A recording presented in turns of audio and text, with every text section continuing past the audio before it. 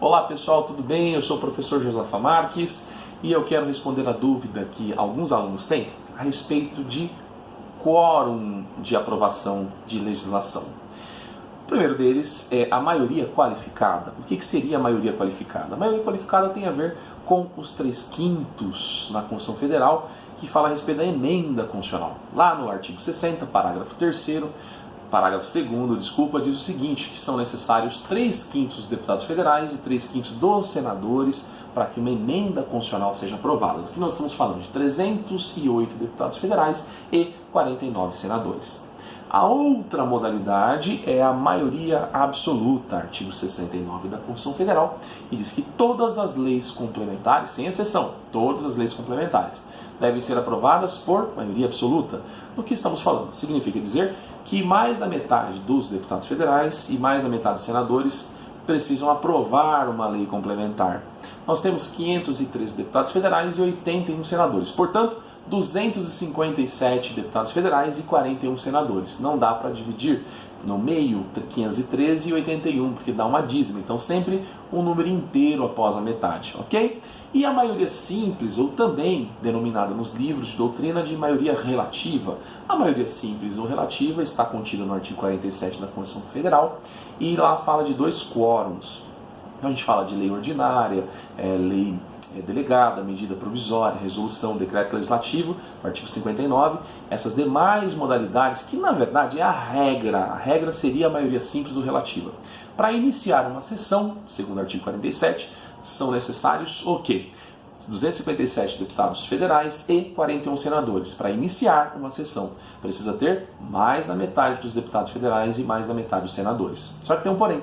Para aprovar a lei, por isso que eu disse 2 quórums, para aprovar a lei, desses aí 257 deputados federais e 41 senadores, são necessários mais da metade dos presentes na sessão. Ok? Imaginemos que numa sessão do Senado, tem lá os 41 senadores, precisa no mínimo de 21 senadores para aprovar. A gente está falando de mais ou menos um pouco mais de 1/4 dos deputados federais, mais ou menos 1/4 dos senadores.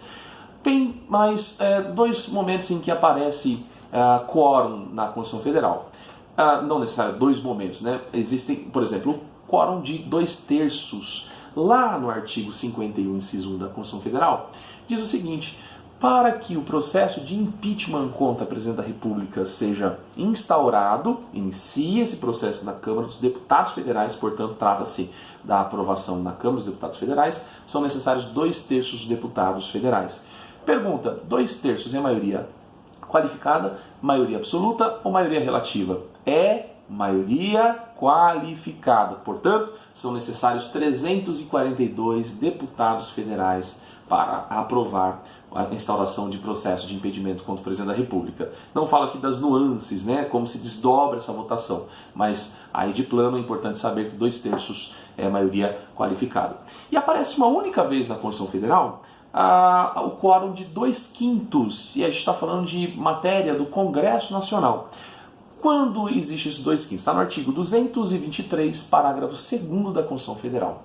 Diz o seguinte: para que seja negada, né, para que não se renove a concessão ou permissão de radiodifusora sonora e de sons e imagem, segundo o artigo 223, parágrafo 2º, são necessários 2/5 do Congresso Nacional. Portanto, a gente está falando de 206 deputados federais e estamos falando aí desses 2/5 de senadores, 33 senadores. Fica a dica aí, pessoal, ok? Uma pergunta: 2/5 é maioria qualificada, é maioria absoluta ou maioria relativa? 2/5 também é maioria qualificada, ok? Maioria qualificada, maioria absoluta e maioria relativa foi a dúvida que tiramos hoje. Um grande beijo, até a próxima, muito obrigado.